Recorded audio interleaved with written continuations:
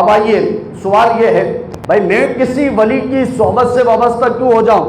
ہمارے یہاں سب سے بڑا مخالفین ہے نا ابھی آپ کے ذہن کو خراب کر دینا ہے کہ بھائی یہ کیا باباؤں کے چکر میں پڑ گیا اور کیا غوث اعظم کے چکر میں پڑ گیا، کیا غریب نواز کے چکر میں پڑ گیا، سیدھا سیدھا جیتا رہا ہے تو اکیلا جنت میں چلا جائے گا۔ میں کہا اگر اکیلا جنت میں چلا جائے گا تو پھر قرآن پر تو عمل ہوا ہی نہیں۔ اللہ تو کہہ رہا یا ایھا الذین آمنوا اتقوا اللہ وکونوا مع الصادقین، اے ایمان والے اللہ سے ڈر اور جتنے اللہ والے ہیں ان کے دامن سے وابستہ ہو جا، ان کے قدموں کو پکڑ، ان کے دامن کو پکڑ۔ اللہ تو یہ کہہ رہا ہے۔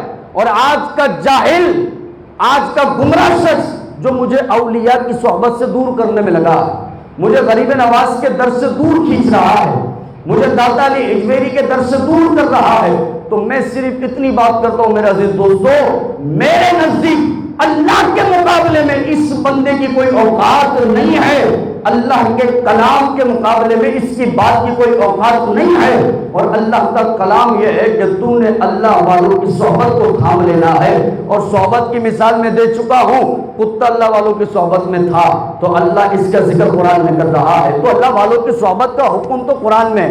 ابھی آپ کو کوئی یہ کہا ہے بھائی مرید کا لفظ دکھائیے اور پیر کا لفظ قرآن سے دکھائیے، او بھائی یہ الفاظوں کے اہر پیر کے اندر اپنے عقیدے خراب نہ کیجئے، قرآن کی آیت دکھائیے۔ کہا میں مرید اور پیر کی بات نہیں کر رہا، مجھے یہ بتاؤ اللہ نے قرآن میں یہ کہا کہ نہیں کہا کہ تو نے اللہ والوں کے دامن میں آنا؟ اور جس کے دامن میں آپ آ گئے، جس کے پاس آ کے آپ بیٹھ گئے، گویا کہ وہ آپ کا پیر بن گئے، آپ خود اس کے مرید بن گئے۔ الفاظوں سے کچھ نہیں ہوتا، آپ پیر مریدی کا نام بدل دیں، آپ جو چاہیں اپنے حساب سے کہنا شروع کر دیں، انگلش میں کہہ لیں، فارسی میں کہہ لیں، جو کہہ سکتے ہیں کہیں، لیکن یہ کہہ دینا کہ در سے دور ہو جائیں، دامن کوئی چھوڑے، یہ عقیدے خراب کرنا۔ اور نسلوں سے ہمارے عقیدے چل رہے ہیں اہل سنت و جماعت کے، الحمدللہ ہم نے پیروں کو مانا ہے، پیروں کی نیاز دلائے، 11ویں بھی مناتے، 6ٹھی بھی مناتے، ہم جو ہے 12ویں بھی منانے والے لوگ ہیں، ہم امیر معاویہ رضی اللہ عنہ کا دن منانے والے بھی لوگ ہیں، ہم کنڈے بھی کھانے والے لوگ ہیں، امام جعفر صادق کے دن کو بھی مناتے ہیں، تو اپنے عقیدے بندہ خراب نہ کرے، وہ دادا پر دادا مناتے آ رہا ہے۔ آج یہ تھوڑا سا دور بدلا نا، سوشل میڈیا پر چھوٹے چھوٹے کلپ سن کر، چھوٹے چھوٹے گمراہ لوگوں کے بیان سن کر، اور نیاز و نظر چھوڑا، 11ویں چھوڑا، غوث اعظم کی جو میں ہر مہینے 11ویں کی نیاز دلاتا تھا سب چھوڑا، اور لوگوں کی گمراہوں کی باتوں میں آ کر تمام اولیاء کے دامن کو چھوڑ دیا ہے۔ میں کہا یہ اولیوں کا دامن کیسا بیڑا پار لگاتا ہے۔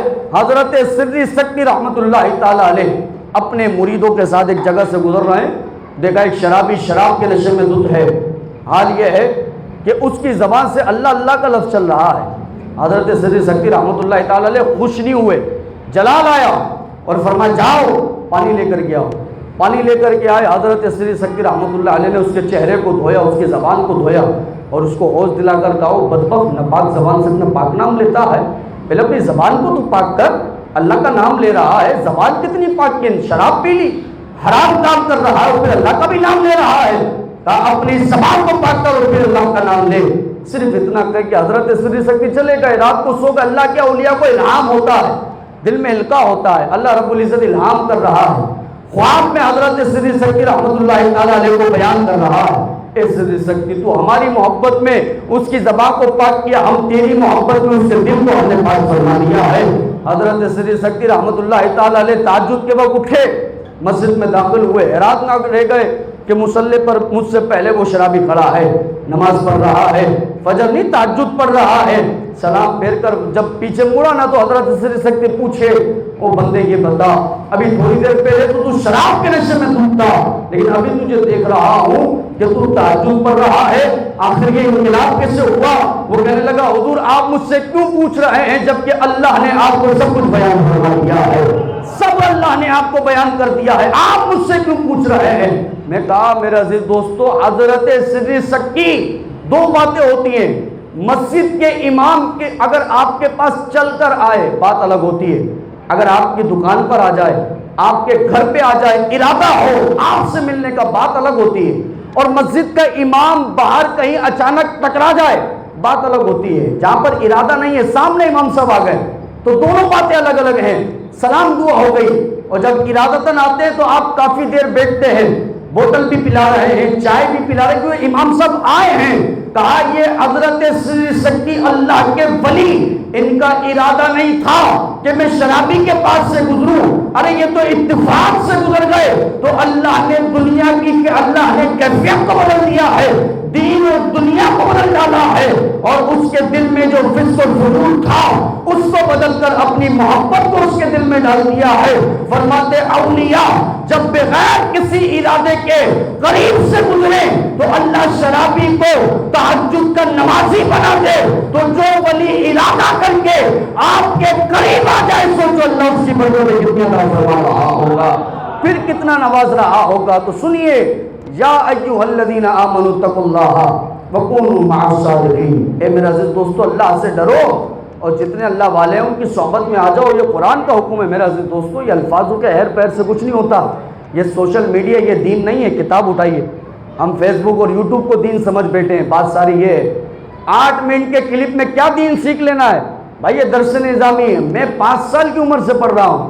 میں نے پہلے حفظ کیا، پھر عالم کورس کیا، 8 سال کا عالم کورس کیا. ہم نے حدیث بخاری پڑھی، مسلم پڑھی، ہم نے جو ہے ابن ماجہ پڑھی، ابو داؤد پڑھی، اصولوں کی کتابیں پڑھی. یہ پڑھے نا بندہ تو پتہ لگے دین کیا ہوتا ہے. ہم کوئی موبائل سے عالم نہیں بنے کہ ہمیں جامعہ کے اندر عالم کے لیے یوٹیوب کا کوئی ویڈیو لگا دیا 8 منٹ کا 10 منٹ کا اور ہم اس 8 منٹ کی ویڈیو دیکھ کر عالم بن گئے. ایسا نہیں ہے میرا جو پڑھنا پڑتا ہے.